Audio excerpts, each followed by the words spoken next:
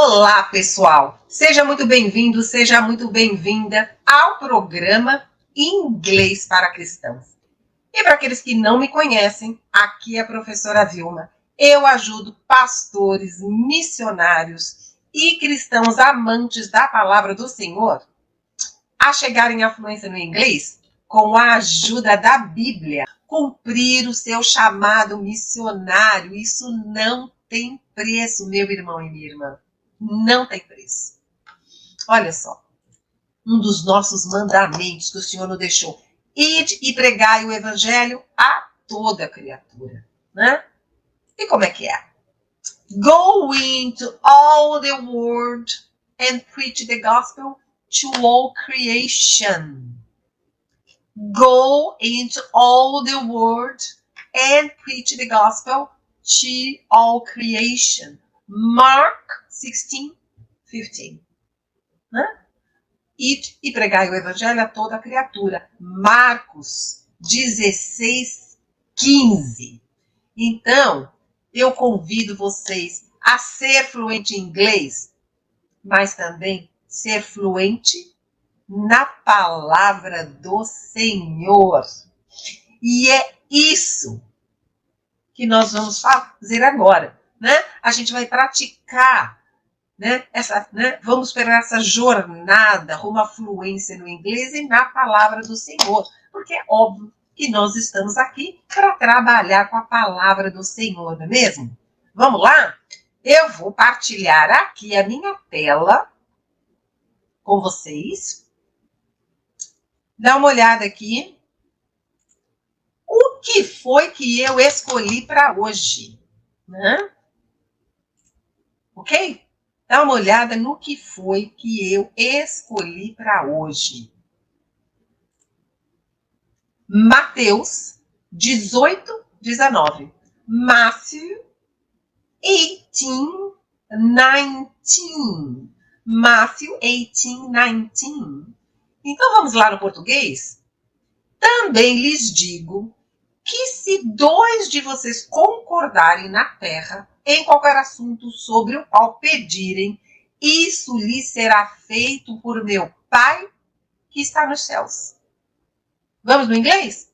Again, truly I tell you that if 2 of you on earth agree about anything they ask for, it will be done for them by my Father in heaven. Muito bem. O que será que esse versículo quer dizer? O que será que esse versículo quer dizer? Será que se a gente se unir com uma pessoa, né?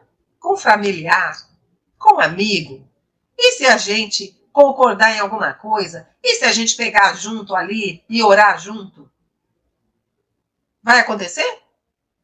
Não é isso que o Senhor está dizendo? Eu também lhes digo que se 2 de vocês concordarem em terra, em qualquer assunto, sobre o qual pedirem, isso lhe será feito por meu Pai que estás no céu. Será que é isso? Olha só. O que o inglês tem em comum com a palavra do Senhor. Porque eu sempre falo, a fé e a fluência vêm pelo ouvir. Não é mesmo? A fé e a fluência vêm pelo ouvir. A Bíblia é o livro mais lido do mundo. Assim como a língua inglesa é a língua mais falada do mundo. Né? Agora nós vamos falar de uma terceira coisa em comum. Presta atenção. Na Bíblia, nós não podemos simplesmente pegar um versículo e, ótimo, olha só o que esse versículo está dizendo. Se 2 de nós concordarmos em alguma coisa aqui na terra, assim será nos céus. E pronto. Não. Sabe por quê? Porque a gente tem que ver o contexto. Contexto. E para isso, a gente deveria estudar o capítulo, não é mesmo? Ou, pelo menos, um versículo anterior e um posterior. Sabe por quê? Porque é o contexto que manda. Assim como na língua inglesa. Né? Eles falam, o contexto é rei. The context is king. Então, o inglês é muito difícil a gente ficar fazendo tradução, porque tudo depende do contexto. Não é uma língua tão rica quanto no português, com tantas palavras assim. Então, uma única palavra pode ter vários significados, certo? Assim como a Bíblia. Esse versículo aqui, muitas vezes as pessoas interpretam mal. Porque qual é o contexto bíblico aqui? Então, aqui ele está falando de conflito na igreja, né? Na igreja. Nós sabemos que a igreja somos nós, mas aqui em especial está falando mesmo dentro da igreja, entre os irmãos. So if there is a conflict, among the brothers and sisters of Christ in the church, como que isso poderia ser resolvido? Então, a palavra do Senhor nos ensina que se algum dos nossos irmãos errarem, pecarem, estiverem em falta, que nós deveríamos chamá-lo no particular, não é mesmo? E aí, então, conversando em particular, se não conseguíssemos resolver aquela questão, se ele não aceitasse, se ele não concordasse, se ele insistisse em continuar no erro, o que deveria ser feito, então? Você deveria selecionar 2 irmãos de sua confiança na igreja, para que então vocês tentassem resolver aquela questão, so that you would solve that problem. Mas então, ali naquela reunião entre irmãos, se vocês não conseguissem resolver, o que vocês deveriam fazer? Chamar os líderes da igreja. So if you wouldn't be able to settle that conflict, right, to solve that conflict, you should then invite the church leaders to help you out with that situation. Aí, então, o Senhor diz, porque aqui é muito importante uma coisa, aqui eles estão chamando, aqui está começando com também lhes digo. Se também lhes digo, é porque já foi dito muita coisa antes, E aqui no inglês eles estão usando again, quer dizer, novamente. Então ele vai reforçar uma coisa que já foi dita.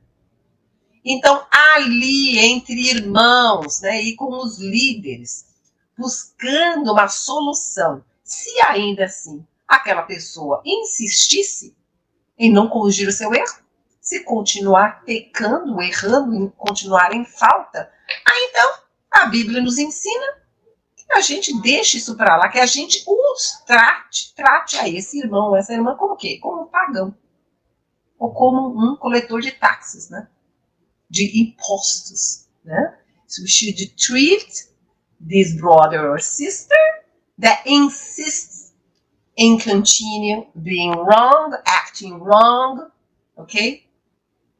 Treat them as pagans or tax collectors. Deveria então tratá-lo como o quê? Como um pagão, como um coletor de impostos. Que era o quê? Naquela época, eles não eram bem vistos, os coletores de impostos, Pecadores. Agora, a gente não pode esquecer os mandamentos do Senhor, não é? Que você tem que amar o seu irmão como a ti mesmo. Então, pecadores ou não, continuam sendo nossos irmãos. Aqui, nessa resolução de conflito na igreja, o Senhor, então, fala. O Senhor, então, fala. Ele está falando aqui, olha, também lhes digo que se 2 de vocês concordarem na terra em qualquer assunto sobre o qual pedirem, isso lhes será feito por meu Pai que está nos céus.